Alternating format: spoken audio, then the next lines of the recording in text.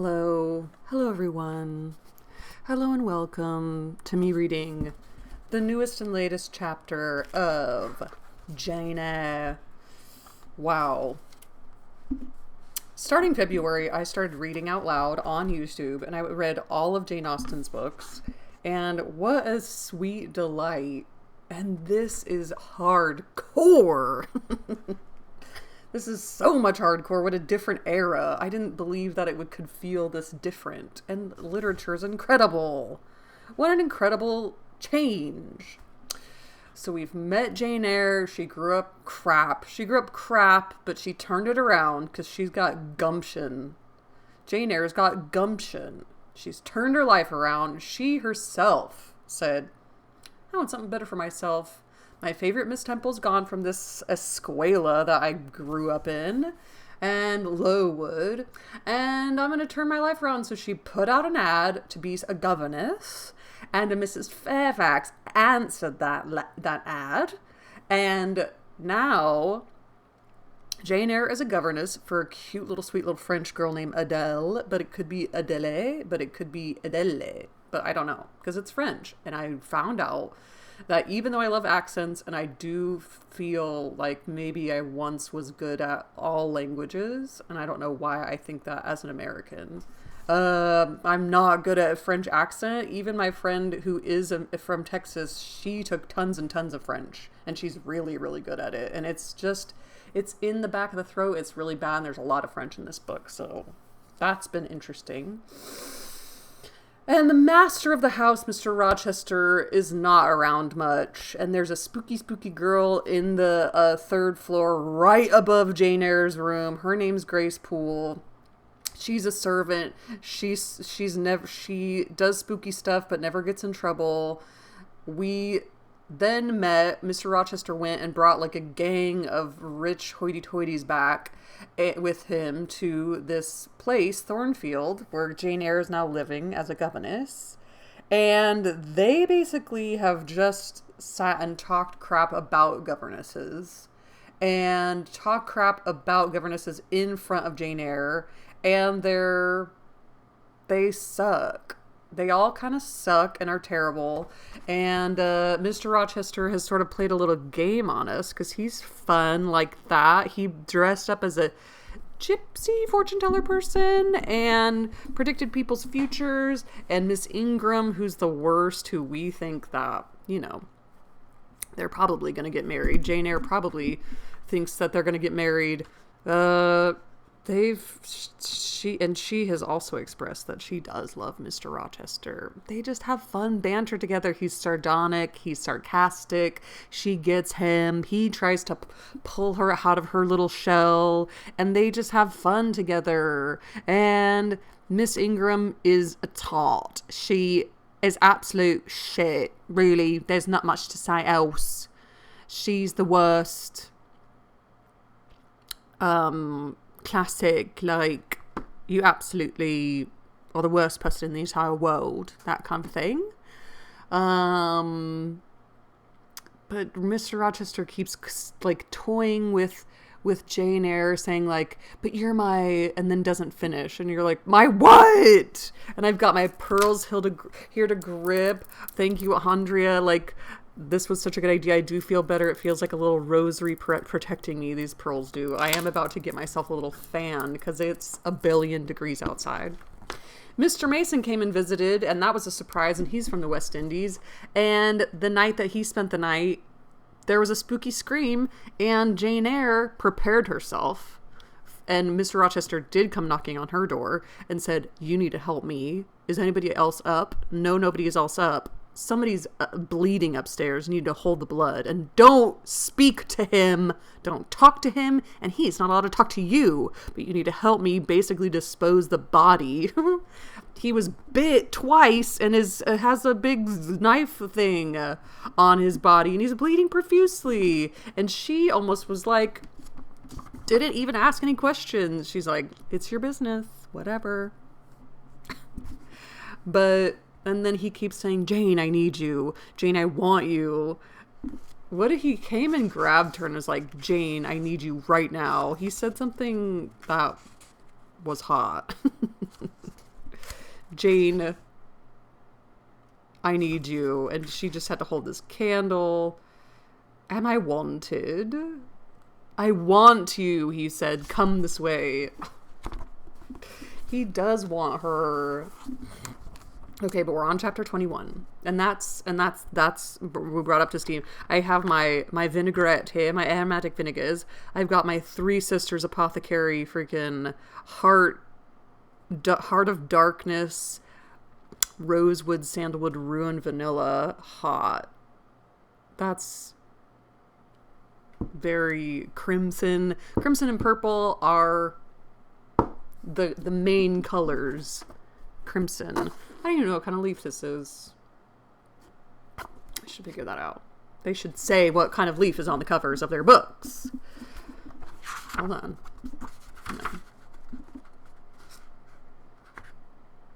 No, it doesn't. Well, it should. You know what? It should tell me what freaking kind of flowers on it. Okay. Cover design and illustration by Coralie Bickford Smith. Well, chapter 21. Presentiments. Presentiments are strange things, and so are sympathies, and so are signs. And the three combined make one mystery to which humanity has not yet found the key. I never laughed at presentiments in my life, because I have had strange ones of my own. Are presentiments like premonitions? Is that what that means? My phone's upside down. It'll never work. I've never heard that word in my life, and I was trying to go with context cues. But bear with me. I feel the first word of the thing I have to look up. Presentiments. What is it? Okay. Presentiment. Yeah. An intuitive feeling about the future. Yeah. What did I say? A premonition? Yeah. Presentiments. Okay. She's never laughed at them before, especially one of foreboding, a presentiment of disaster. It's the same language, just different words used in the same way, that we just don't use them anymore. So I have to look them up. I've never laughed at presentiments in my life because I have had strange ones of my own. Sympathies, I believe, exist, for instance, between far distant, long absent, wholly estranged relatives asserting, notwithstanding their alienation, the unity of the source to which each traces his origin, whose workings baffle mortal comprehension. And signs, for aught we know, may be but the sympathies of nature with man. I love that explanation of these three things. Unique. When I was a little girl, only 6 years old, I one night heard Bessie Levin say to Martha Abbott that she had been dreaming about a little child, and that to dream of children was a sure sign of trouble. Uh-oh. Either to oneself or one's kin. The saying might have worn out of my memory, had not a circumstance immediately followed which served indelibly to fix it there. The next day Bessie was sent for home to the deathbed of her little sister. Yeah, presentiments, premonitions. Whoa.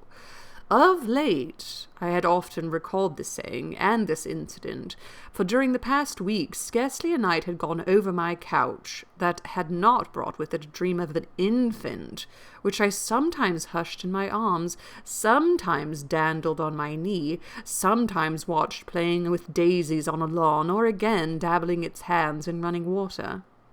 I had a dream about a baby last night, too, in IRL, in real life. This book is seeping into my subconscious. Conscience?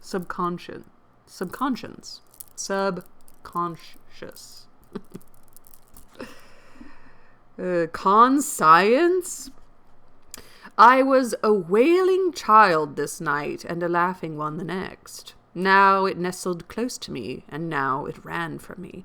But whatever mood the apparition evinced, whatever aspect it wore, it failed not for 7 successive nights, to meet me the moment I entered the land of slumber.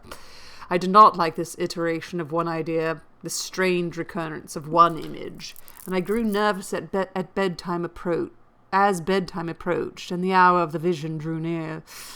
It was from companionship with this baby phantom I had been roused on that moonlight night when I heard the cry. Oh. And it was on the afternoon of the day following I was summoned downstairs by a message that someone wanted me in Mrs. Fairfax's room. On repairing thither, I found a man waiting for me, having the appearance of a gentleman's servant. He was dressed in deep mourning, and the hat he held in his hand was surrounded with a crape band. Crepes. C-R-A-P band. C-R-A-P-E. I dare say you hardly remember me, miss, he said, rising as I entered, but my name is Leven. Oh, Bessie Leven's husband? Okay. I lived coachman with Mrs. Reed when you were at Gateshead 8 or 9 years since, and I live there still. Oh, Robert, how do you do? I remember you very well. You used to give me a ride sometimes to Miss Georgiana's bay pony. And how is Bessie? Are you married to Bessie? Yes, miss. My wife is very hearty, thank you. She brought me another little one about 2 months since. We are 3 now, and both mother and child are thriving. And are all the family well at the house, Miss... And are all the family well at the house, Robert? I am sorry I cannot give you better news of them, miss. They are very badly at the present, in great trouble. I hope no one is dead, I said, glancing at his black dress. He too looked down at the crape round his hat and replied, Mr. John died yesterday, was a week. At his chambers in London. Mr. John? Yes. And how did his mother bear it? Why, you see, Miss Jane Eyre, it is not a common mishap. His life has been very wild. These last 3 years he gave himself up to strange ways, and his death was shocking. I heard from Bessie he was not doing well. Doing well? He could not do worse. He ruined his health and his estate amongst the worst men and worst women. He got into debt and into jail. His mother helped him out twice, but as soon as he was free, he returned to his old companions and habits. His head was not strong. The knaves he lived amongst fooled him beyond anything I ever heard. He came down to Gateshead about 3 weeks ago and wanted Mrs. to give up all to him. Mrs. refused. Her means have long been much reduced by his extravagance. So he went back again, and the next news was that he was dead. How he died, God knows. They say he killed himself. I was silent. The tidings were frightful. Robert Leven resumed. Mrs. had been out of health herself for some time. She had got very stout, but was not strong with it, and the loss of money and fear of poverty were quite breaking her down. The information about Mr. John's death and the manner of it came too suddenly. It brought on a stroke. She was 3 days without speaking, but last Tuesday she seemed rather better. Better.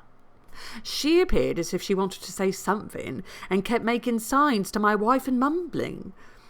It was only yesterday morning, however, that Bessie understood. She was pronouncing your name, and at last she made out the words, Bring Jane, fetch Jane Eyre, I want to speak to her. Bessie is not sure whether she is in her right mind or means anything by the words, but she told Miss Reed and Miss Georgiana and advised them to send for you. The young ladies put it off at first, but their mother grew so restless and said Jane, Jane so many times that at last they consented. I left Gateshead yesterday, and if you can get ready, miss, I should like to take you back with me early tomorrow morning. Yes, Robert, I shall be ready. It seems to me that I ought to go. I think so too, miss. Bessie said she was sure you would not refuse, but I suppose you will have to ask leave before you can go off. Yes, and I will do it now. And having directed him to the servants' hall and recommended him to the care of John's wife and the attentions of John himself, I went in search of Mr. Rochester. He was not in any of the lower rooms. He was not in the yard, the stables, or the grounds. I asked Mrs. Fairfax if she had seen him. Yes, she believed he was playing billiards with Miss Ingram. Ugh. To the billiard room I hastened. The click of balls and the hum of voices resounded thence. Mr. Rochester, Miss Ingram, and the two Mrs. Eshtons and their admirers were all busied in the game. It required some courage to disturb so interesting a party. My errand, however, was one I could not defer, so I approached the master where he stood at Miss Ingram's side. She turned as I drew near and looked at me haughtily. Her eyes seemed to demand, "What can the creeping creature want now?" And when I said in a low voice, "Mr. Rochester," she made a movement as if tempted to order me away. I remembered her appearance at the moment. It was very graceful and very striking. She wore a morning robe of sky-blue crepe. A gauzy azure scarf was twisted in her hair. She had been all animation with the game, and irritated pride did not lower the expression of her haughty lineaments. "Does that person want you?" she inquired of Mr. Rochester, and Mr. Rochester turned to see who the person was. He made a curious grimace, one of his strange and equivocal demonstrations, threw down his cue, and followed me from the room. "Well, Jane," he said, as he rested his back against the schoolroom door, which he had shut.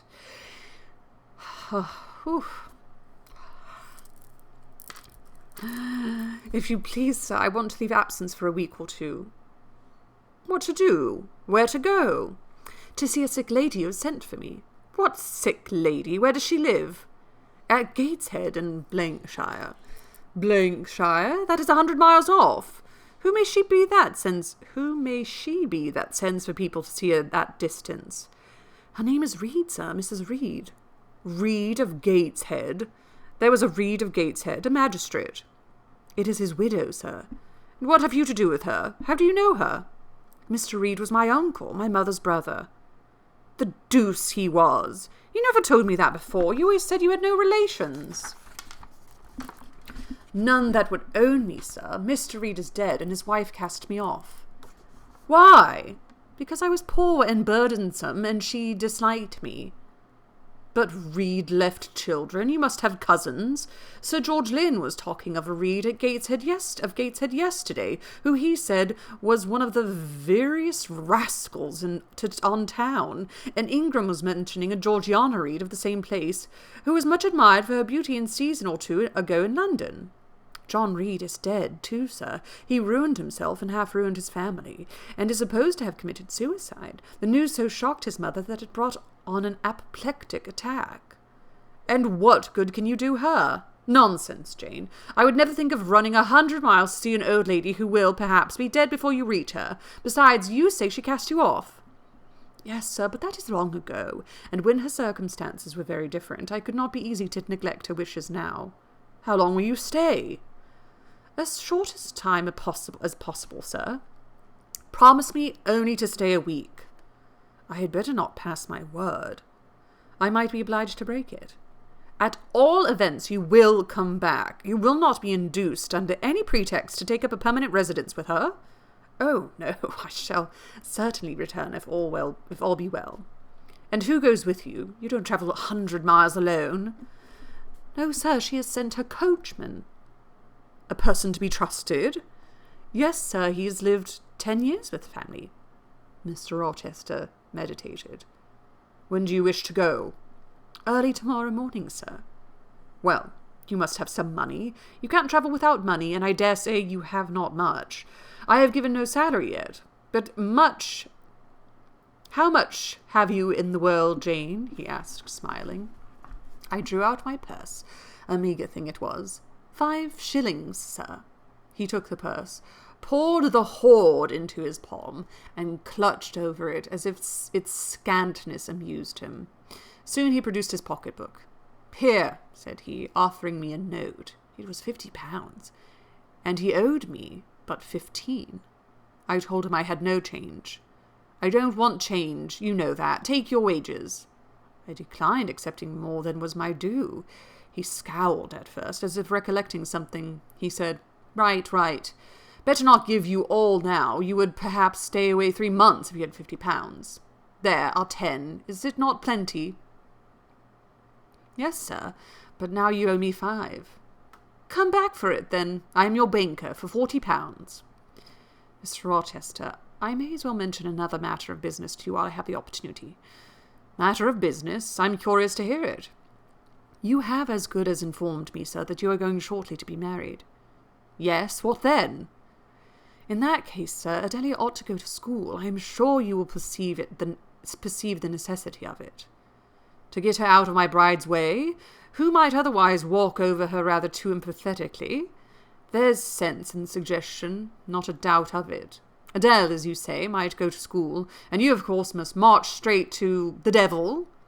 I hope not, sir, but I must seek another situation somewhere. In course. Does that mean of course? Where are we? We are... Did I do it again? We're on chapter 21. Okay, no, I'm not crazy. I'm not crazy. We're on chapter 21. In course means of course. Of course it means of course. In course, he exclaimed with a twang of voice and a distortion of features equally fantastic and ludicrous. He looked at me some minutes. And old Madam Reed, or the missus, her daughters, will be solicited by you to seek a place, I suppose. No, sir, I am not on such terms with my relatives as would justify me in asking favours of them, but I shall advertise. You shall walk up the pyramids of Egypt, he growled. At your peril you advertise. I wish I had only offered you a sovereign instead of £10. Give me £9, Jane. Give me back £9. I have a use for it. I wish I had only offered you a sovereign instead of £10. Give me back £9, Jane. I have a use for it. And so have I, sir, I returned, putting my hands in my purse behind me. I could not spare the money on any account. Little niggard, said he, refusing me pecuniary request. Give me £5, Jane. Not 5 shillings, sir, not 5 pence. Just let me look at the cash. No, sir, you are not to be trusted. Jane! Sir? Promise me one thing.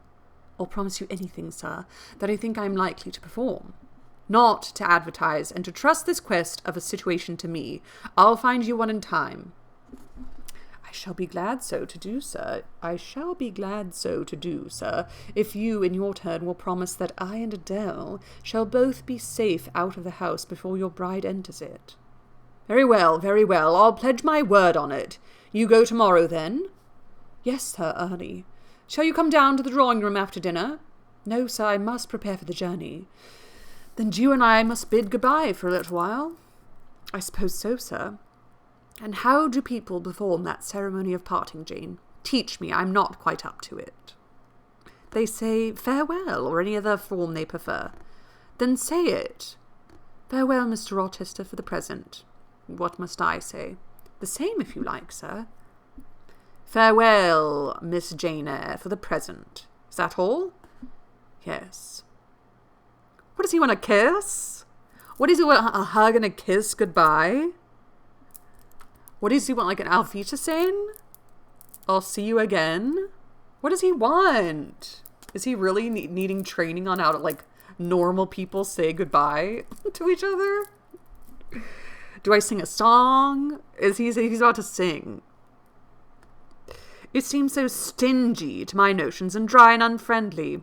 I should like something else, a little addition to the rite. If one shook hands, for instance, but no, that would not content me either. So you do no more than say farewell, Jane.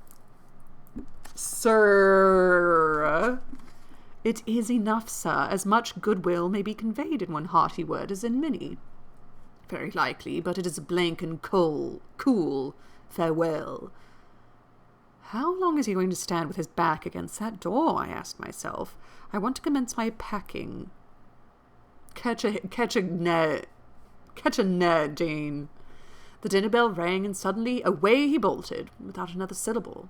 I saw him no more during the day. He was off before he had risen, in the morning.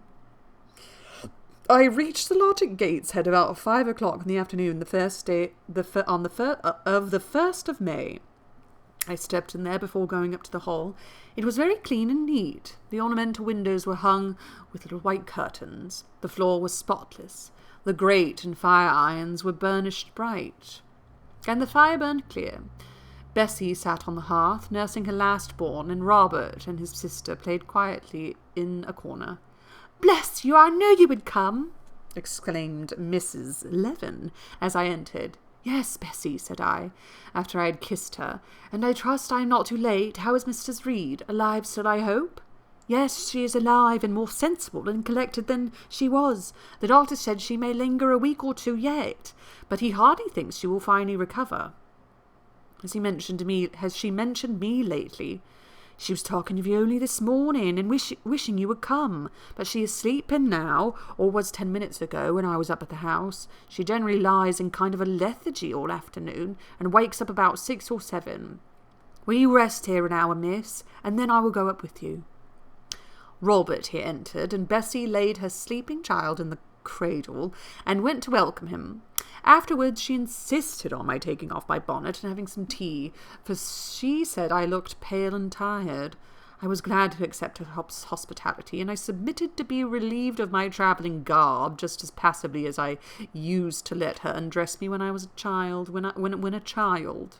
Oh. Old times crowded fast back on me as I watched her bustling about, setting out the tea tray with her best china, cutting bread and butter, toasting a tea cake. Oh, dropping books. Toasting bread and butter, toasting a tea cake, and between whiles giving little Robert or Jane an occasional tap or push, just as she used to give me in former days. Oh, she named her daughter Jane, just like after her. Bessie had retained her quick temper as well as her light foot and good looks. Tea ready, I was going to approach the table, but she had desired me to sit still, quite in her old peremptory tones. "I must be served at the fireside," she said, and she placed before me a little round stand with my cup and plate of toast, absolutely as she used to accommodate me with some privately purloined dainty on a nursery chair, and I smiled and obeyed her as in bygone days. She wanted to know if I was happy at Thornfield Hall, and what sort of person the mistress was, and when I told her there was only a master, whether he was a nice gentleman, and if I liked him. I told her he was rather an ugly man, but quite a gentleman, and that he treated me kindly, and I was content. Then I went on to describe to her the gay company that had lately been staying at the house, and to these details Bessie listened with interest. They were precisely of the kind she relished. She loves to gossip and gab. As we all do. In such conversation an hour was soon gone. Bessie restored to me my bonnet, etc., and accompanied by her I quitted the lodge for the hall. It was also accompanied by her that I had nearly 9 years ago walked down the path that I was ascending. On a dark, misty, raw morning in January, I had left a hostile roof with a desperate and embittered heart, a sense of outlawry and almost of reprobation, to seek the chilly harbourage of Lowood, that borne so far away and unexplored. The same hostile roof now again rose before me. My prospects were doubtful yet, and I had yet an aching heart. I still felt as a wanderer on the face of the earth.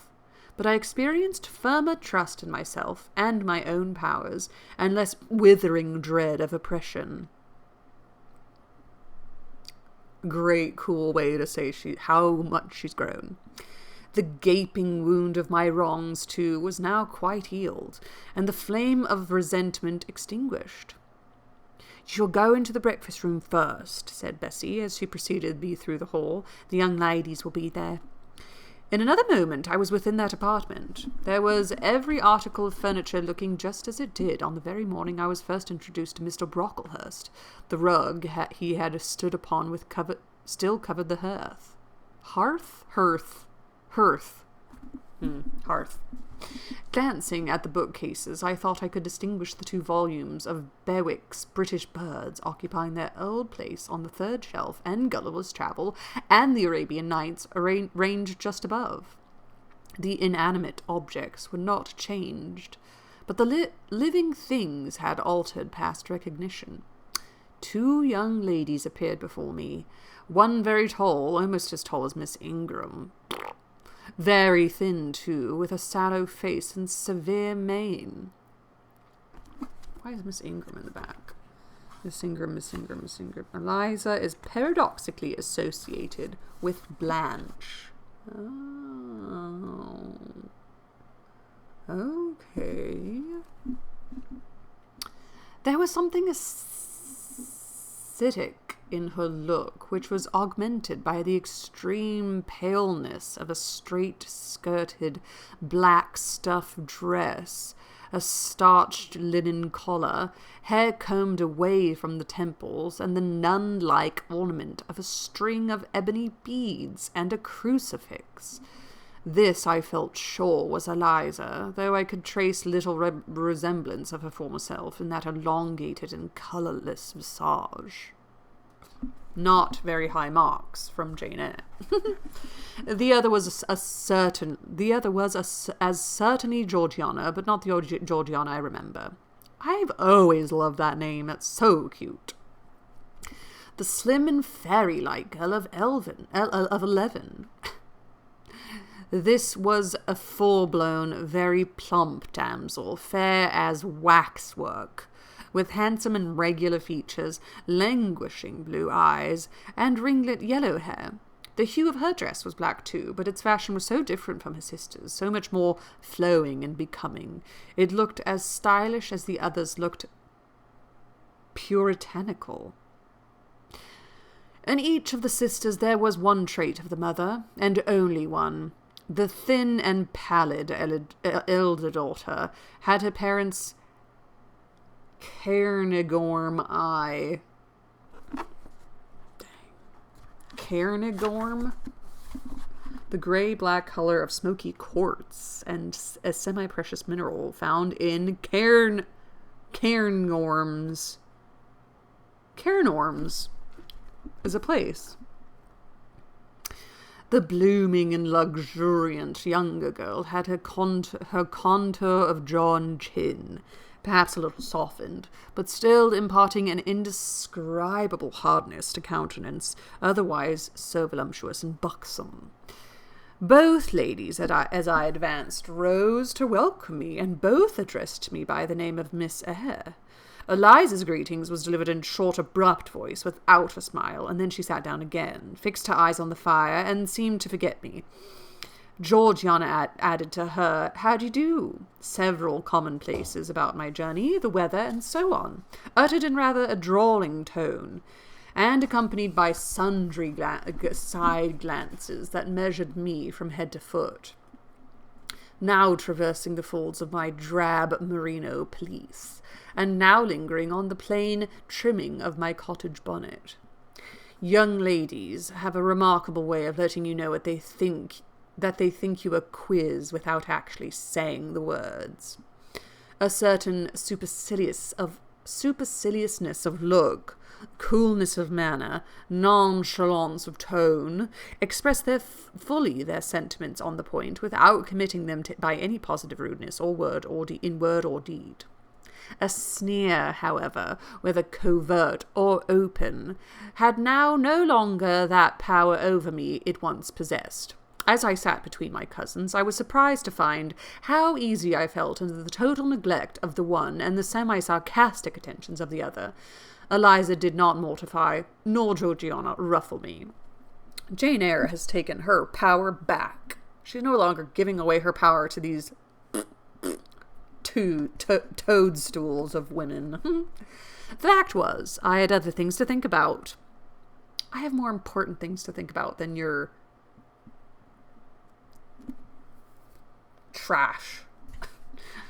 Within the last few months, feelings had stirred in me so much more potent than any they could raise. Pains and pleasures so much more acute and exquisite had been excited than any it was in their power to inflict or bestow, that their airs gave me no concern either for good or bad. "How is Mrs. Reed?" I asked soon, looking calmly at Georgiana, who thought fit to bridle at the direct address, as if it were an unexpected liberty. "Mrs. Reed? Ah, Mamma, you mean. She is extremely poorly. I doubt if you can see her tonight." They're just jealous. They're just jealous that their mom is asking for her. We all know it. "If," said I, "you would just step upstairs and tell her I am come, I should be much obliged to you." Georgiana almost started, and she opened her blue eyes wild and wide. "I know she had a particular wish to see me," I added, "and I would not defer attending to her desire longer than is absolutely necessary. And I drove 100 miles to see her, because that's what we all know she wants." "Mamma dislikes being disturbed in an evening," remarked Eliza. I soon rose, quietly took off my bonnet and gloves, uninvited, and said I would just step out to Bessie, who was, I dared say, in the kitchen, and ask her to ascertain whether Mrs. Reed was disposed to receive me or not tonight. I went, and having found Bessie and dispatched her on my errand, I proceeded to take further measures. I had heretofore been my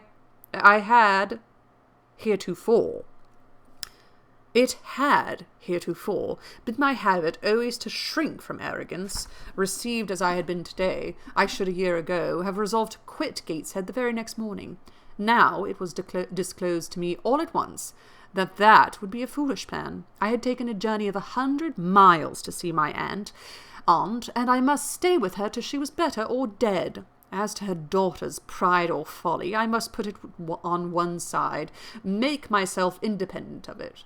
So I addressed the housekeeper, asked her to show me a room, told her I should probably be a visitor here for a week or two, and my trunk conveyed to my chamber, and followed it thither myself. I met Bessie on the landing. "Mrs. is awake," said she. "I have told her that you are here. Come and let us see if she will know you." I did not need to be guided to the well-known room, to which I had often been summoned for chastisement or reprimand in former days. I hastened before Bessie. I softly opened the door, and a shaded light stood on the table, for it was now getting dark. There was the great four-post bed with amber hangings as of old. There the toilet table, the armchair, and the footstool, at which I had 100 times been sentenced to kneel, to ask pardon for offences by me uncommitted. I looked into a certain corner near, half expecting to see the slim outline of a once-dreaded switch, which used to lurk there, waiting to leap out imp-like and lace my quivering palm or shrinking neck. I approached the bed. I opened the curtains and leant over the high-piled pillows. Well did I remember Mrs. Reed's face, and I eagerly sought the familiar image. It is a happy thing that time quells the longings of vengeance and hushes the promptings of rage and aversion. I had left this woman in bitterness and hate, and I came back to her now with no other emotion than a sort of ruth for her great sufferings, and a strong yearning to forget and forgive all inquiries, to be reconciled and clasp hands in amity. The well-known face was there, stern, relentless as ever. There was a peculiar eye which nothing could melt, and the somewhat raised, imperious, despotic eyebrow. How often had it lowered on me menace and hate, and how the recollections of childhood terrors and sorrows revived as I traced its harsh line now. And yet I stooped down and kissed her. She looked at me. "Is this Jane Eyre?" she said. "Yes, Aunt Reed. How are you, dear aunt?" I had once vowed that I would never call her aunt again. I thought it no sin to forget and break that vow now. My fingers had fastened on her, which lay outside the sheet. Had she pressed mine kindly, I should at that moment have experienced true pleasure. But unimpressionable natures are not so soon softened, nor are natural antipathies so readily eradicated. Mrs. Reed took her hand away, and turning her face rather from me, she remarked that the night was warm. Again she regarded me so icily, I felt at once that her opinion of me, her feelings towards me, was unchanged and unchangeable. I knew by her stony eye, opaque to tenderness, indissoluble to tears, that she was resolved to consider me bad to the last, because to believe me good would give her no generous pleasure, only a sense of mortification. I felt pain, and then I felt ire, and then I felt a determination to subdue her. I put a pillow over her face. Just kidding. To be her mistress, in spite both of her nature and her will. My tears had risen, just as in childhood. I ordered them back to their source. I brought a chair to the bedhead. I sat down and leaned over the pillow. You sent for me, I said, and I am here, and it is my intention to stay here till I see how you get on. Of course. You have seen my daughters? Yes. Well, you may tell them I wish you to stay till I can talk some things over with you I have on my mind. Tonight it is too late, and I have difficulty in recalling them, but there was something I wished to say. Let me see. The wandering look and changed utterance told what wreck had taken place in her once vigorous frame. Turning restlessly, she drew the bedclothes round her. My elbow, resting on a corner of the quilt, fixed it down. She was at once irritated. "Sit up!" said she. "Don't annoy me with holding the clothes fast. Are you Jane Eyre?" "I am Jane Eyre." "I have had more trouble with that child than anyone would believe. Such a burden to be left on my hands, and so much annoyance as she caused me, daily and hourly, with her incomprehensible disposition, and her sudden starts of temper, and her continual unnatural watchings of one's movements. I declare she talked to me once like something mad, or like a fiend. No child ever spoke or looked as she did. I was glad to get her away from the house. What did they do with her at Lowood? The fever broke out there, and many of the pupils died. She, however, did not die, but I said she did. I wish she had died." "Strange wish, Mrs. Reed. Why do you hate her so?" Yeah, just let them believe what they're saying. I don't like it when people try to argue with people who are like clearly having episodes of dementia and memory loss. They're like, "But I am your daughter," and it's like, "No, you're not." They have no idea. Okay. "I had a dislike to her mother always, for she was my husband's only sister and a great favourite with him. He opposed the family's disownings when she made her low marriage." He was opposed the family's disownings when she made her low marriage. Okay, so it's about money. "And when news came of her death, he wept like a simpleton. He would send for the baby, though I entreated him rather to put it to nurse and pay for its maintenance. I hated it the first time I set my eyes on it. A sickly, whining, pining thing. It would wail in its cradle all night long, not screaming heartily like any other child, but whimpering and moaning. Reed pitied it, and he used to nurse it and notice it as if it had been his own, more indeed than he ever noticed his own at that age. He would try to make my children friendly to the little beggar. The darlings could not bear it, and he was angry with them when they showed their dislike. In his last illness he had it brought continually to his bedside, and but an hour before he died he bound me by vow to keep the creature. I would as soon have been charged with a pauper brat out of a workhouse. But he was weak, naturally weak. John does not at all resemble his father, and I am glad of it. John is like me and like my brothers. He is quite a Gibson. Oh, I wish he would cease tormenting me with letters for money. I have no more money to give him. We are getting poor. I must send away half the servants, and shut up part of the house, or let it off. I can never submit to do that. Yet how are we to get on? 2/3 of my income goes in paying the interest of mortgages. John gambles dreadfully, and always loses, poor boy. He is beset by shoppers. John is sunk and degraded. How his look is frightful. I feel ashamed for him when I see him." She was getting much excited. "I think I had better leave her now," said I to Bessie, who stood on the other side of the bed. "Perhaps you had, miss. But she often talks this way towards night. In the morning she is calmer." I rose. "Stop!" exclaimed Mrs. Reed. "There is another thing I wished to say. He threatens me."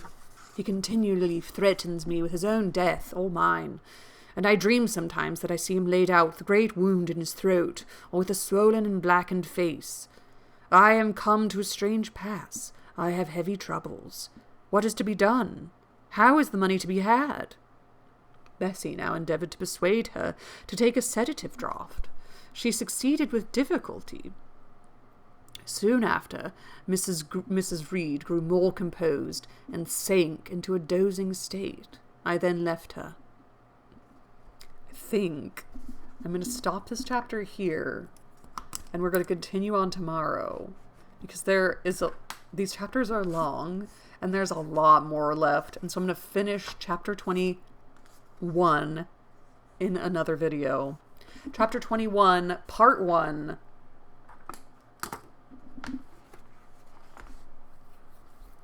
You would think Mrs. Reed is gone. Mrs. Reed is gone up here.